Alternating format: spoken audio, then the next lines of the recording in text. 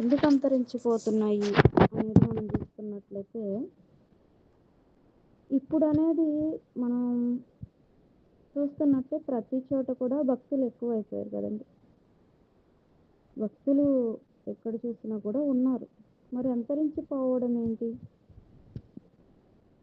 అంతరించిపోయే భక్తులేంటి? అంతరించిపోతున్న భక్తులు గురించి చెప్పడం ఏంటి అనుకుంటున్నారా? అయితే మనం అనుకుంటున్న భక్తి జీవితానికి, మన పితరులు చేసిన భక్తి జీవితానికి చాలా తేడా ఉందండి. వారు వారి భక్తి జీవితంలో శ్రమ, అనుభవాలను వారు అనుభవించారు.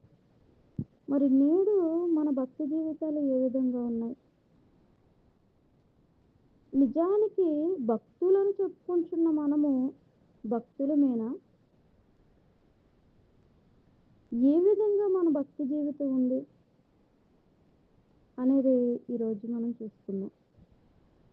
లోక సువార్త 18వ అధ్యాయము 8వ వచనం చూసినట్లయితే, ఆయన వారికి త్వరగా న్యాయము తీర్చును, వారి విషయమే కదా ఆయన దీర్ఘశాంతము చూపుచున్నాడని మీతో చెప్పుచున్నాను. ఆయనను మనుష్య కుమారుడు వచ్చినప్పుడు ఆయన భూమి మీద విశ్వాసము కనుగొనునా? విశ్వాసము అంటే విశ్వాసులు అంటే ఎవరండి? భక్తులే. వీరంట క్రీస్తు అంటే యేసు ప్రభు వారు వచ్చేటప్పటికి భూమి మీద విశ్వాసమును కనుగొనునా అంటున్నారు.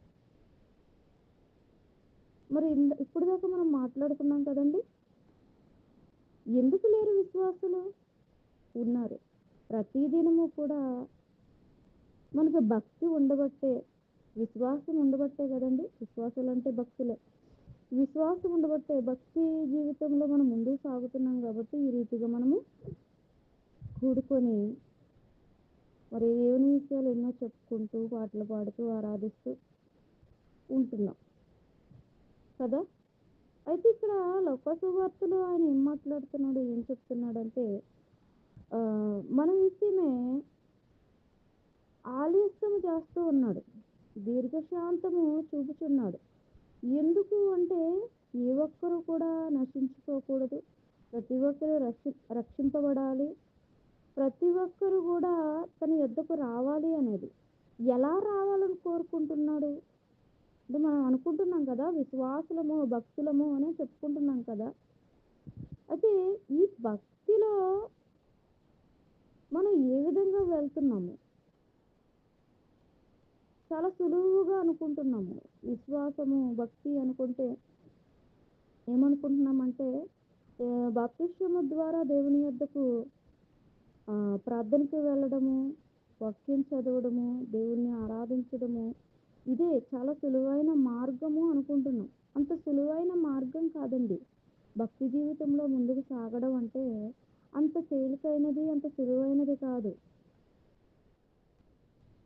దాని వెనకాల మన పితరులు చాలా కష్టపడ్డారు. వారు బ్రతికిన బ్రతుకులు చూస్తే ఇలా కూడా బ్రతికారా అని అనిపించేలా బ్రతికారండి. అందుకే లోక సువార్తలో ఒక మాట ఉంటుంది, 13వ అధ్యాయము 23, 24 వచనాలు చూస్తే, ఒకడు ప్రభువా రక్షణ పొందువారు కొద్దిమందేనా అని ఆయనను అడగగా, ఆయన వారిని చూసి ఇరుకు ద్వారమున ప్రవేశింప పోరాడుడి, అనేకులు ప్రవేశింప జూతురు గాని వారి వలన కాదని మీతో చెప్పుచున్నాను. ఈ మార్గము, ఈ రక్షణ మార్గము ఎలా ఉందంట?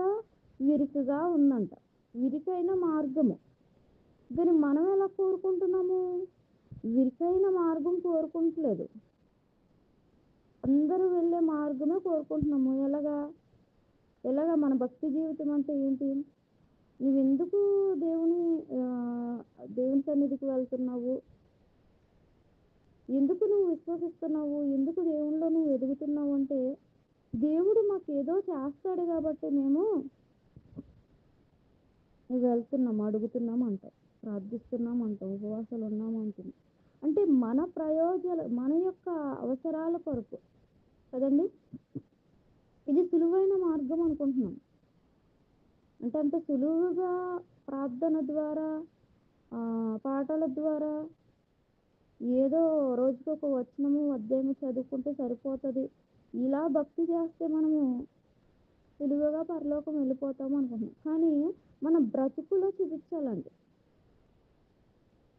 మన బ్రతుకులో మన పితరులు బ్రతికిన బ్రతుకు ఏ విధంగా ఉంది, మనం ఏ విధంగా బ్రతుకుతున్నాము అనేది మనం చూసుకోవాలి. అది ఎలా ఉందంట ఆ మార్గము అంత సులువైనది కాదంట. అంత సులభమైనది అంటున్నాడు ఆయన కాదు. ఎలా ఉందంట రక్షణ మార్గము ఎలా ఉందంటే విరుకుగా ఉందంట. ఆ ద్వారమును ప్రవేశింప పోరాడుడి. ఏం చేయాలంట? ఆ విరికైన మార్గంలోనికి వెళ్ళడానికి మనం ఏం చేయాలి? పోరాడాలి. ఒక పోరాటం చేయాలి. 4 గోడల మధ్య కూర్చుంటాం కాదు మన భక్తి జీవితం అంటే కదండి. అందుకనే లోకసువార్తలో అంటున్నాడు ఆయన. ఏమంటున్నాడు? ఇలా పోరాడే వ్యక్తులు ఆయనకు కావాలి.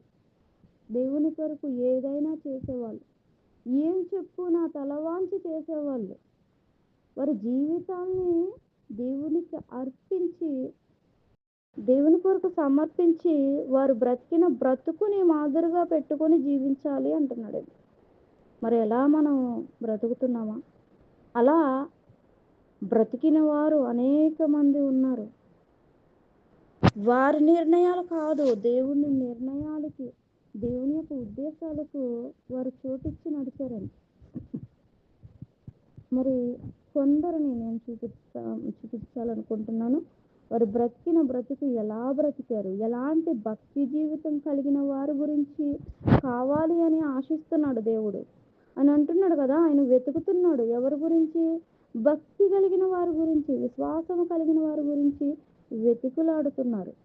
అప్పటికే లేరంటే ఇప్పుడు మరీ ఎక్కువయ్యారా తక్కువయ్యారా? మనం అనుకుంటున్నాం ఎక్కువ అయ్యారు అనుకుంటున్నాం. ఎక్కువ అవ్వలేదండి. ఎక్కువ అవ్వడము అంటే మేము చేస్తున్న భక్తి అని బ్రతికిన వాళ్ళు ఎక్కువ అవుతున్నారు. మా భక్తే కరెక్ట్ అని. అది దేవునికి ఇష్టపరంగా ఉందా?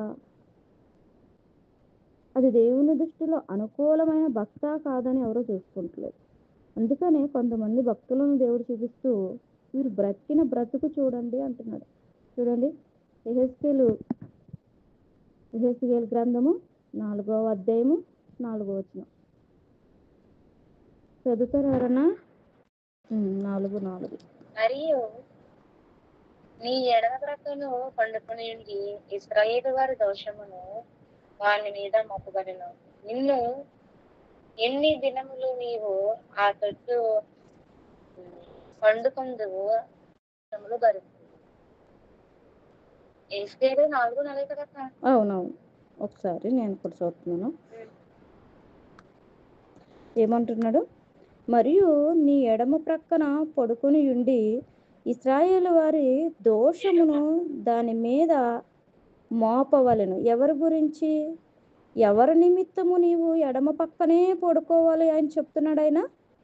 నీ గురించి కాదు, నీ దోషముల నిమిత్తము కాదు. ఎవరి దోషముల నిమిత్తము? నా ప్రజలైన వారు ఇశ్రాయేలు ప్రజల నిమిత్తము నీవు ఒక పక్కనే పడుకోవాలి. ఎక్కడ? ఎడమ ప్రక్కను నువ్వు నిద్రించాలి అంటున్నాడు. అంటే నిద్రపోవాలి. అంటే మనము చూసినట్లయితే ఒకే పక్కన ఎవరైనా నిద్రపోగలరండి? నిద్రపోలేరు. అది చాలా అంటే ఒక పక్కనే నిద్రపోతే నా ఒళ్ళంతా ఆ సైడ్ అంతా తిమ్మిరి కింద అయిపోతుంది, లేకపోతే నొప్పి వచ్చేస్తుంది కదండి. అయితే దేవుడు ఏమంటున్నాడంటే నీవు ఎడమ ప్రక్కన పడుకును.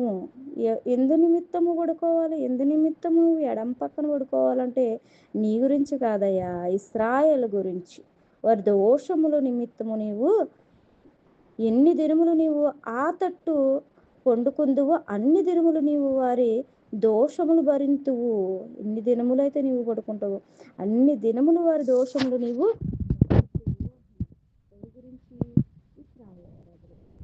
చేశాడా అంటే చేశాడండి, ఖచ్చితంగా అలానే నిద్రపోయాడు. అంటే నిద్ర విషయంలో కూడా నీదనేది లేదు, నేనేం చెప్తానో అలాగే చెయ్యాలని మరి చెప్తున్నాడు ఆయన. హలో 5 వారనా? వినపడుతుందా?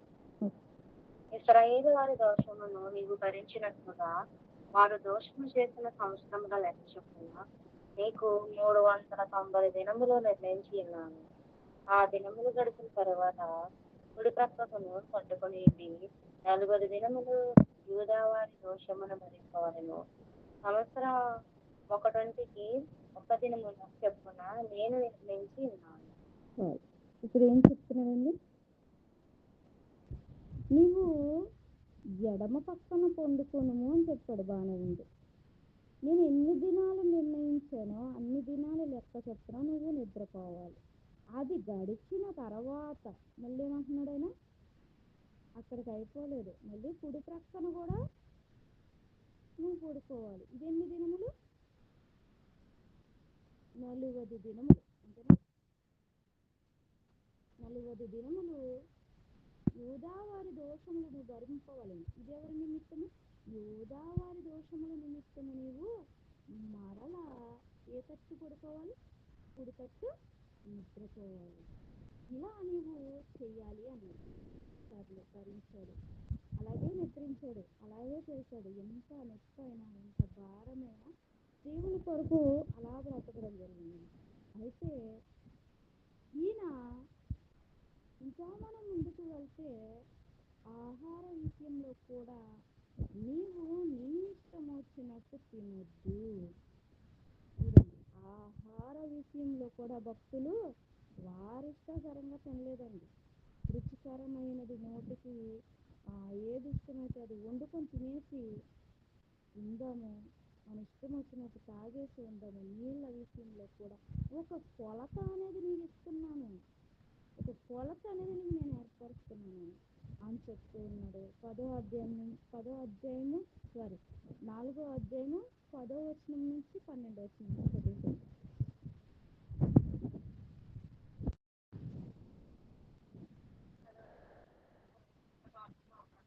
నీవు కూలిక ప్రకారం దినమొకటి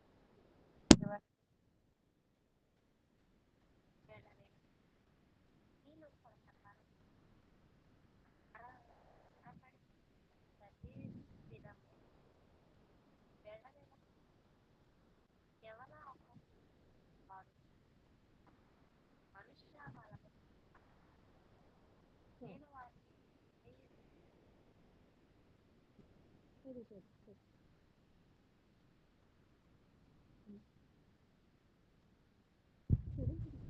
నేను వారిని జనములలో ఖైదీలో ఈ పవిత్రమైన ఆహారం యెహోవా నాకు సెలవిచ్చాడు.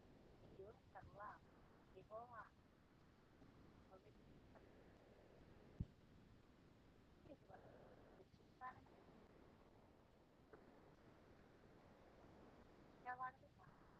చిత్రమైన మాటలు నా నోట మనుష్య మనం మారుగా గోమాలం నేను ఈ భోజనం ఇక్కడ మనం చూసినట్లయితే ఆ ఆహారం తీసుకునే విధానంలో కూడా ఒక కొలత అనేది ఇచ్చాడు. ఆ కొలత ప్రకారమే నువ్వు తినాలి. దినమునకు ఒకటి కంటే 20 తులముల ఎత్తు చొప్పున భుజింపవలను. ఒక కొలత. చూడండి, అంటే నీ ఇష్టం వచ్చినట్టు నీ కడుపు నిండా కూడా తింటాకలేదు. నీరు కూడా నీ ఇష్టం వచ్చినట్టు తాగడానికి లేదు. నేను ఇచ్చిన కొలత ఉంది చూడు, ఆ కొలత ప్రకారమే నువ్వు చేయాలి. అంతేకాదు మనుషులు వాళ్ళు చూస్తుండగా నీవు ఇదిగో మలముతో కాల్చిన రొట్టెలు నువ్వు తినాలి అంటున్నాడు. ఎందుకు చెప్తున్నాడైనా అంటే వారి యొక్క పరిస్థితి కూడా రాబోయే దినాల్లో అదే ఎంతమైన ఘోరంగా ఏర్పరచబడుతుంది అని ముందుగా ఈయన ద్వారా తెలియపరచడం జరిగిందండి. అయితే ఈయన అంటున్నాడు, అయ్యో నేను ఎలా తింటా ప్రభువా, నేను ఇప్పుడు దాకా కూడా మరి ఎటువంటి అపవిత్రమైనది నేను తినలేదు. నా నోటికి బాల్యము నుండి కూడా నేను వేటిని కూడా మృగములను కూడా నేను చీల్చేదాన్ని కూడా నేను మాంసమును కూడా ఆ విధంగా తినలేదు. నేను దీన్ని ఎలా తినగలనంటే మరొక ఆ, అవకాశాన్ని, అంటే తనను చెప్పిన దాన్ని బట్టి దేవుడు దాన్ని మార్చినట్లుగా మనకి ఇక్కడ కనబడుతుంది. అవునా? ప్రతి విషయంలో ఇంత చేశాడు. ఇంత చేసినప్పటికీ వారు బ్రతికిన మాదిరి ఉంది. ఇది వారు బ్రతికిన ఒక బ్రతుకులు, భక్తి జీవితంలో వారు మేము భక్తులము అని తెలియపరచడానికి చెప్పుకొని తిరగలేదు. మేము భక్తిగా ఉన్నాము, మేము ప్రార్థిస్తున్నాము, మేము దేవునిలో ఉన్నాము, దినదినము చర్చికి వెళ్తున్నాము, దినదినము ప్రార్థన చేస్తున్నాము, పాటలు పాడుతున్నాము అని చెప్పుకొని తిరగలేదు. వాళ్ళు క్రియలలో చూపించారు. క్రియలలో చూపించినట్లుగా మనకు కనబడుతుంది. ఈ దేవుడు ఏం చెప్తే అది చేసినట్లుగా మనకు కనబడుతుంది. ఇంకా ఇంకా ఈయన జీవితంలో ఏం జరిగిందంటే మనం చూసినట్లయితే 15వ వచనం నుంచి ఒక్కసారి 18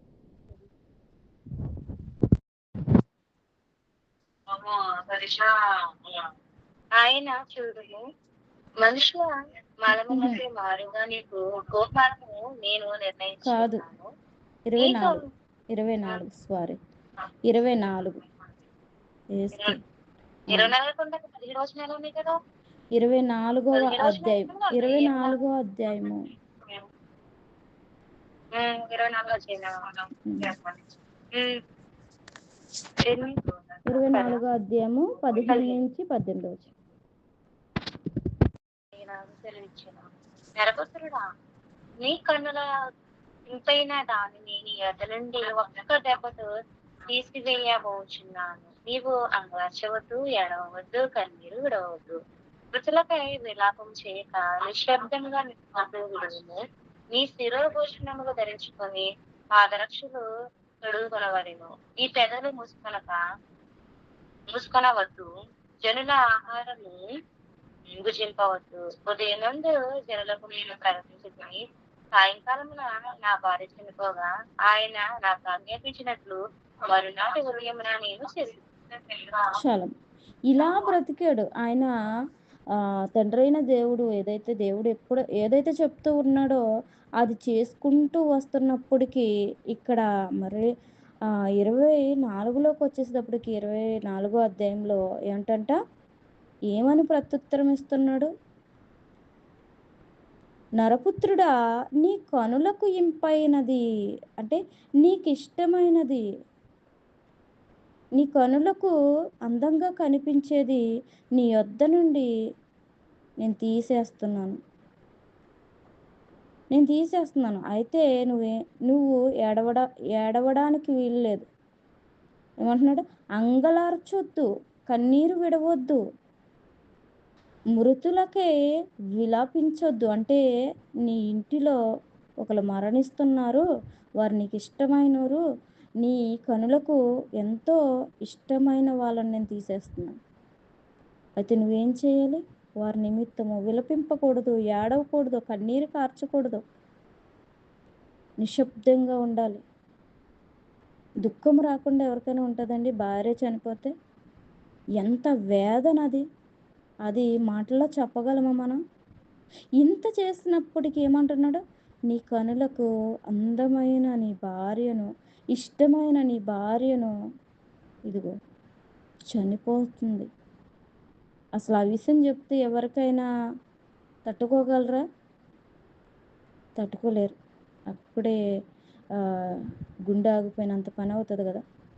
అయినప్పటికీ చెప్పుతూ ఏమంటున్నాడంటే, తీసివేస్తున్నప్పుడు, నువ్వు చూస్తున్నప్పుడు దాని విషయమే నీవు ఏడవకూడదు, కన్నీరు కార్చకూడదు, విలపించకూడదు, ఏమాత్రము కూడా నీ కళ్ళంట నీరు రాకూడదు, నీ పెదవులు మూసుకొనవద్దు, జనుల ఆహారము భుజించవద్దు. చూడండి, ఇది చెప్పిన వెంటనే ఆ ఉదయమునే ఏం జరిగిందంట? ఏంటి అతనికి ఇష్టమైనది? తన కనులకు అందమైనది, ఇంపైనది ఏంటంటే తన భార్య ఏమైంది? సాయంత్రమున నా భార్య చనిపోగా ఆయన నాకే విషయమైతే చెప్పాడో, ఆజ్ఞాపించాడో అట్టి విధంగా నేను చేశాను అంటున్నాడండి. చూడండి ఎంత నరకం అనుభవించి ఉంటాడాయన. మరి అలాంటి భక్తి జీవితం మనకుందా? మన భక్తి జీవితం ఎలా ఉంటదంటే, ఎందుకు క్రీస్తు వచ్చేటప్పటికి భక్తులు ఉంటారా లేరో అన్న విధంగా ఎందుకు మాట్లాడారు? కనుగొనునా అంటే లేరు, వెతుకుతున్నాడు. ఎందుకనంటే మన భక్తి జీవితానికి వారు బ్రతికిన భక్తి జీవితానికి చాలా చాలా తేడా ఉందండి. మన భక్తి జీవితం ఎలా ఉంటదంటే ఇస్తేనే దేవుడు కదా! ఇస్తేనే దేవుడు. అక్కడ ఏదైతే అడుగుతామో అది పొందుకుంటేనే దేవుడు. శ్రమ వస్తే, ఇబ్బంది వస్తే దేవుడు కాదు. కానీ శ్రమ అనుభవించడమే ఇక్కడ మనం చూస్తున్నాం. శ్రమ అనుభవాలను మనం మాదిరిగా పెట్టుకోవాలి. వీరికి ఏం పెట్టుకోవాలి? మనం మాదిరిగా శ్రమ అనుభవాలను పెట్టుకోవాలి. యెషయా గారు ఎలా బ్రతికాడండి? యెషయా గారు ఎలా బ్రతికారు? మనం 20వ అధ్యాయంలో చూద్దాం.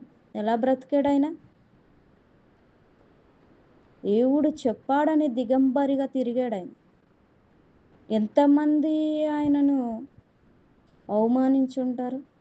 ఎంతమంది పిచ్చివాడుగా చూసుంటారు? వీడికి ఏదో మతి స్థిమితం లేదు, అందుకని ఇలా చేస్తున్నాడని ఇంట్లో వాళ్ళు ఎన్ని అవమాన పాలు చేసుంటారు? ఎంతెలా ద్వేషించుంటారో ఒకసారి ఆలోచించండి. నీ ఒంటి మీద ఏమి ఉండకుండా, కాళ్ళకు చెప్పులు ఉండకుండా, ఏమో ఒక మూలలో ఉండమని చెప్పలేదు యెషయా గారిని. ఏం చేయాలంట? నువ్వు తిరగాలి. తిరిగాడు ఆయన, అలాగే తిరిగాడు. చూడండి ఎంత అవమానకరమో. మనం 4 గోళ్ల మధ్య ఉండడం వేరే, బయట తిరగడం వేరే. ఆయన బయట తిరగాలి నువ్వు తిరగాలంతే. అంటే అలాగే ఎన్ని సంవత్సరాలు తిరిగాడమ్మా? 3 సంవత్సరములు దిగంబరియే జోళ్ళు లేక నడుచుచున్న ప్రకారము అంటాడు. 3 సంవత్సరములు ఏం చేశాడు? జోళ్ళు లేకుండా, ఒంటి మీద బట్టలు లేకుండా తిరిగాడు. ఎందుకు? వీరి గురించి, వీరి కుటుంబాల గురించి చేయలేదు. ఇశ్రాయేలు ప్రజలు రాబోయే పరిస్థితిని వారికి తెలియపరచాలి అంటే, వారు చేస్తున్న ఘోరాలను బట్టి వారు ఏ విధంగా ఉన్నారో తెలియాలంటే మీరు ఇలా బ్రతకాలి, వారు తెలుసుకోవాలంటే అని చూపించాడండి. అవునా? ఇలా మనం చూస్తున్నట్లయితే బైబిల్లో అనేక మంది వారిష్టాసారంగా బ్రతకలేదు. ఉన్నది ఒక బ్రతుకే. మాకున్నది ఒకే బ్రతుకు కాదయ్యా, ఈ బ్రతుకులోని సంతోషం లేకపోతే ఎలాగా? ఆనందం లేకపోతే ఎలాగా? మాకు ఇల్లు లేకపోతే ఎలాగా? సరైన వస్త్రం లేకపోతే ఎలాగా? సరైన ఆహారం లేకపోతే ఎలాగా అని అనుకోలేదండి వాళ్ళు. అసలు తిరిగి అడగలేదు. మేము ఇలా బ్రతకము, మాకు ఆహారం కావాలి, మాకు వస్త్రాలు కావాలి, మాకు అవి కావాలి, ఇవి కావాలి, మమ్మల్ని ఇలా బ్రతకమంటావేంటయ్యా, ఎవరు బ్రతుకుతారే అన్న మాట మాట్లాడకుండా మరి ఏం చేశారు? చేసుకుంటూ వెళ్ళిపోయారు. ఆయన చెప్పడం వేరు, చేసుకోవడం. మరలా ఏంటయ్యా నువ్వు వాళ్ళ గురించి ఏమంటావు? ఏదో మా కుటుంబం వరకు అయితే మేము చేసుకుంటాం, కానీ ఎవరి గురించో చేయడం ఏంటి అని కూడా మాట్లాడలేదండి. ఇర్మియా గారి గురించి తెలిసిందే కదండి. ఇర్మియా గారు వివాహం చేసుకోలేదు. ఎందుకని? చేసుకోవద్దు, నువ్వు చేసుకోకుండా అలా ఉండాలంటే అనేసి చెప్పినప్పుడు ఆయన కూడా అలా ఉండిపోయాడు. హోషేయ గారి విషయానికి వస్తే ఆయన వివాహం చేసుకోమన్నాడు, కానీ ఎలాంటి వారిని చేసుకోమన్నాడండి? ఒక వ్యభిచారిని వెళ్ళి పలానా అడ్రస్, పలానా చోటకు వెళ్ళి నువ్వు ఒక వేశ్యని పెళ్లి చేసుకోమని చెప్తాడు. చేసుకున్నాడా? చేసుకున్నాడు.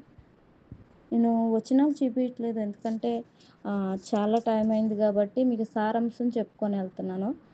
ఒకవేళ చూసుకుంటానంటే హోషే హోషేయ గ్రంథంలో మొదటి అధ్యాయంలో మనం చదువుకుంటూ వెళ్తే ఆయన యొక్క బ్రతుకు, భక్తి జీవితం ఎలా బ్రతికాడో మనకు కనబడుతూ ఉంటుంది. ఇలా, ఇలా బ్రతికారండి. మనకులాగా అయ్యో! మా ఇష్టం, మా సంపాదన, మా ఇది, మా అది, నా కుటుంబం అని బ్రతకలేదు. ఎవరు బ్రతకలేదు. కుటుంబాన్ని లెక్క చేయలేదు. కుటుంబాన్ని లెక్క చేస్తే యెషయా గారు దిగంబరిగా అవుతాడా? ఎందుకంటే భార్య ఒప్పుకోదు. ఒకవేళ భార్య ఉంటే. పిల్లలుంటే పిల్లలు ఒప్పుకోరు. తల్లిదండ్రులు గూడా ఒప్పుకోరు. అలా కన్న కొడుకు భర్త లేకపోతే తండ్రి అలా తిరుగుతానంటే ఒప్పుకుంటారా? ఎవరు ఒప్పుకుంటారు? ఎవరు ఒప్పుకోరండి. ఎవరు ఒప్పుకోరు. హోషేని ఎంతమంది అవమానపరిచుంటారు. తల్లిదండ్రులు కావచ్చు, చుట్టుపక్కలోళ్ళు కావచ్చు.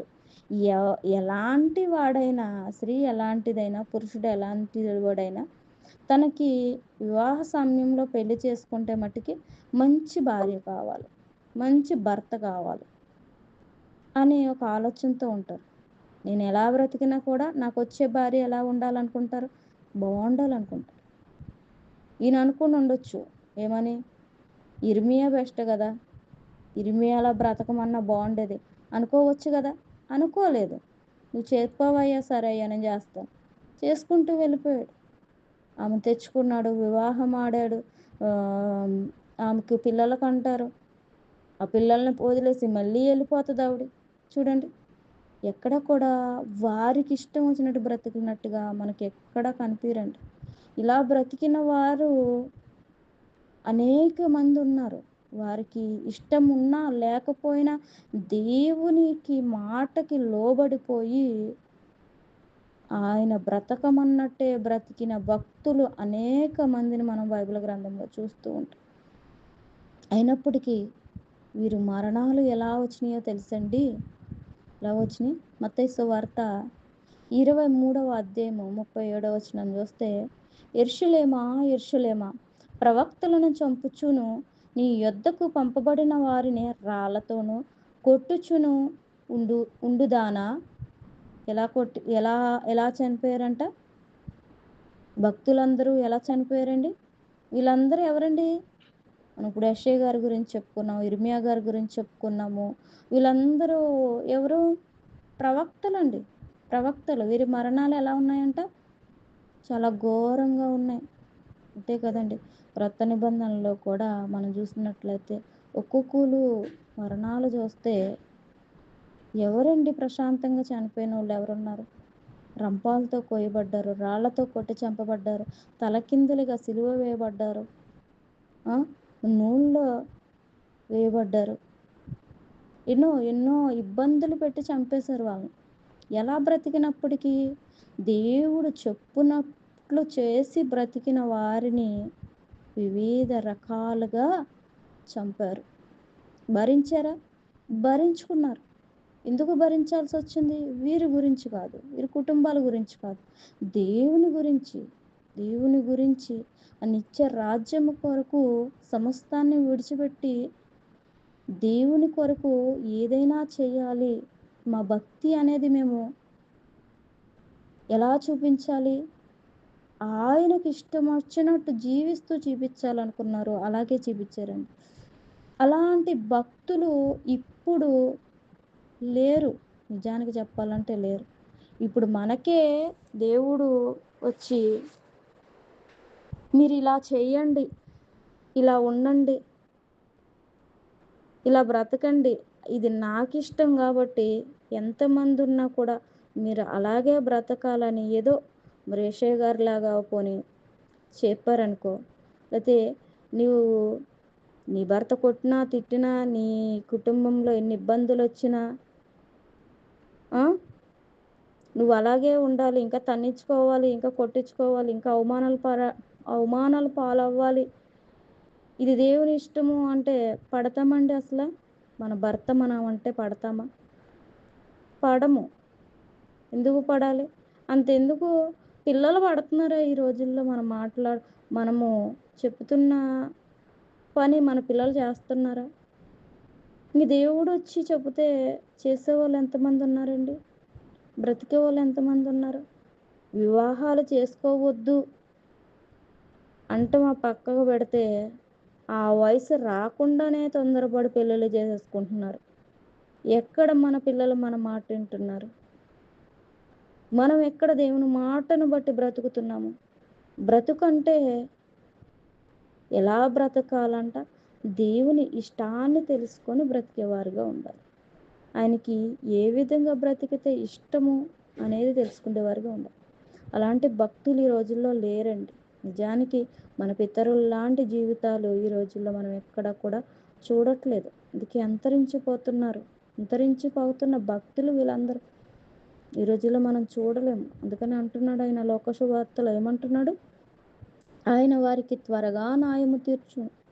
వారి విషయమే కదా ఆయన దీర్ఘశాంతము చూపుచున్నాడని నీతో చెప్పుచున్నాను. ఆయనను మనిషి కుమారుడు వచ్చినప్పుడు ఆయన భూమి మీద విశ్వాసమును కనుగొనునా. ఇలాంటి విశ్వాసము, ఇలాంటి భక్తి జీవితాలు ఉండరు, లేరు కూడా. ఇప్పట్లో దొరకరు కూడా. ఇంకా అప్పటికంటే అసలు ఉంటారో లేరో అంకీల్లో ఎత్తుక్కోవాలంట. ఒకరో ఇద్దరో ఉన్నారేమో అని కదండి.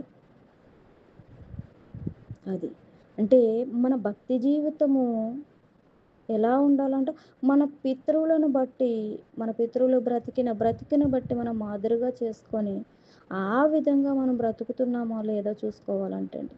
అదే చెప్తున్నాడు. ఉన్నారా లేరా అసలు చూస్తున్నామా మనము అంటే ఎక్కడ కూడా దొరకట్లేదు, లేరు అనే చెప్పొచ్చు.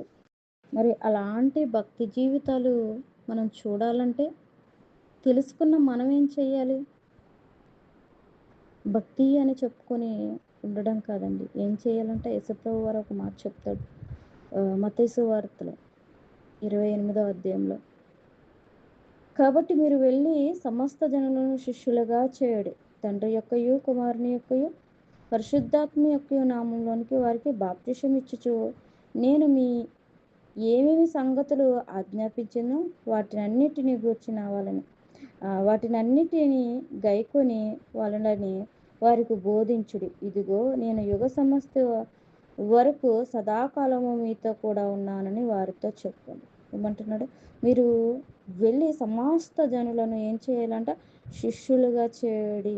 ఏవేవైతే సంగతులను చెబుతూ వచ్చానో వారికి ఆ సంగతులు చెప్తూ తండ్రి యొక్కయు కుమారుని యొక్కయు పరిశుద్ధాత్మ యొక్క నామంలో వారికి బాప్తిసం ఇస్తూ మీరు ప్రచారము చేస్తూ దేవునిలోనికి ప్రతి ఒక్కరిని నడిపించాలి అని చెప్తున్నాడు.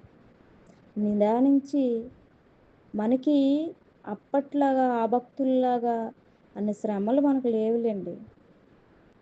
ఉన్నాయా?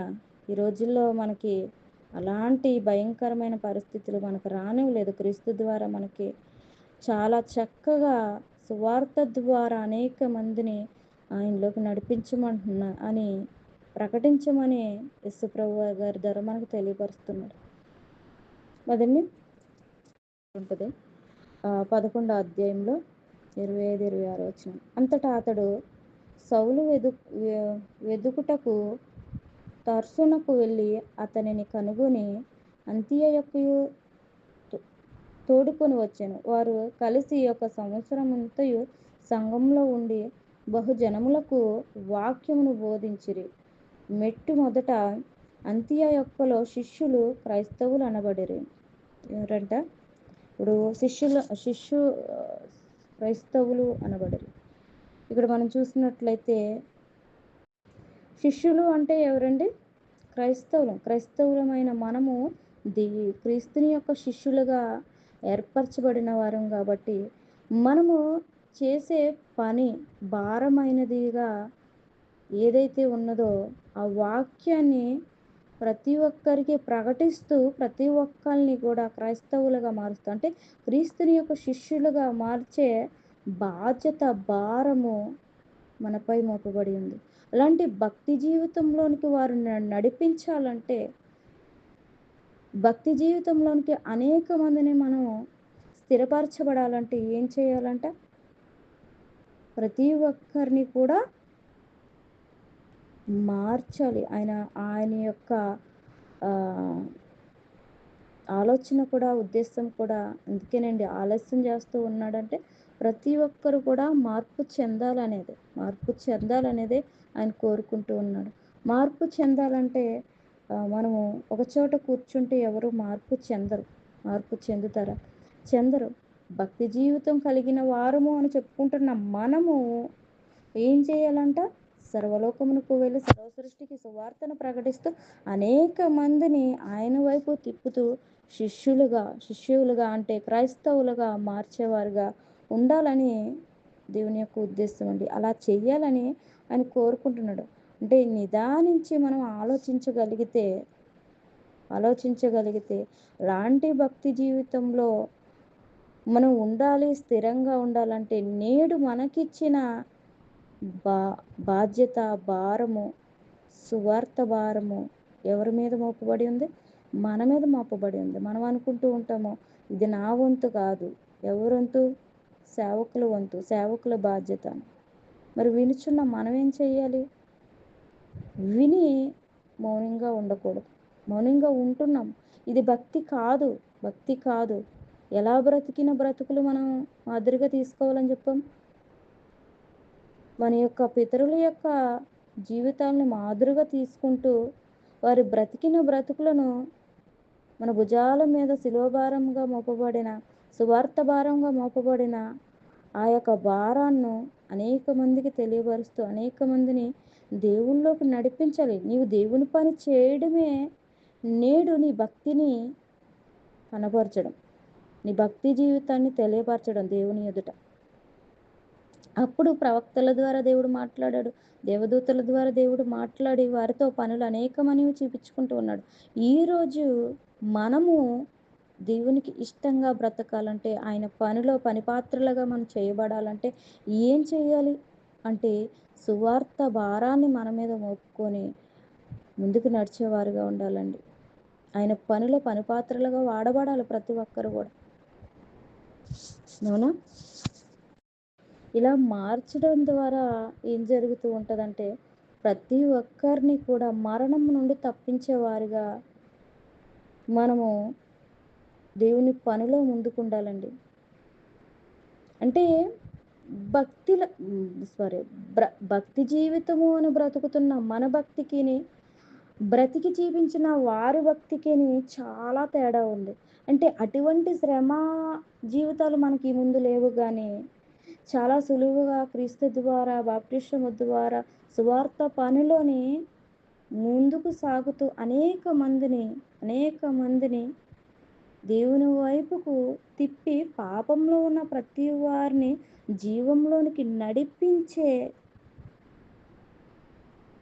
పని, దేవుని యొక్క కోరిక ఆయనలోకి నడిపించాలని కోరుకుంటూ ఉన్నాడండి. ఆ విధంగా ప్రతి ఒక్కరు కూడా చేయాలి. నా వల్ల కాదు. మరి ఏది నీ భక్తి జీవితాన్ని నువ్వు చూపించాలంటే, నీ భక్తి జీవితాన్ని నేను భక్తిగా నేను బ్రతుకుతున్నాను అంటే ఏది? దేవుని పనిని మనం తెలుసుకోవాలి, ఆయన ఇష్టాలను మనం తెలుసుకోవాలి, ఆయన కోరికలు మనం తెలుసుకోవాలి. తెలుసుకొని ఆయన కోరిక ఏంటి, ఆయన భక్తి ఏంటి, ఆయనకి ఇష్టం ఏంటి, ఆయన ఎప్పుడు ఆనందిస్తాడు, ఎప్పుడు సంతోషంగా ఉంటాడు?